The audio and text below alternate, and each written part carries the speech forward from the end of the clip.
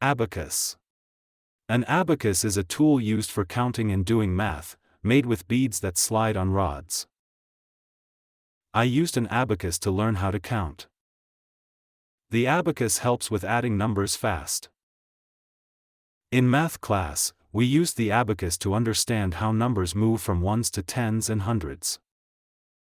Long ago, people didn't have calculators, so they used the abacus to do all their math problems by sliding the beads. Calculator, a machine that solves math problems. Counting frame, a frame used for counting with beads. Math tool, any object that helps with math. Other similar words: tally frame, bead counter, math board. Computer, a modern digital machine for many tasks. Software, programs used for solving math on screens.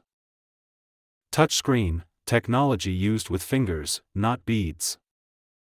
Other opposite words: smartphone, tablet, digital app.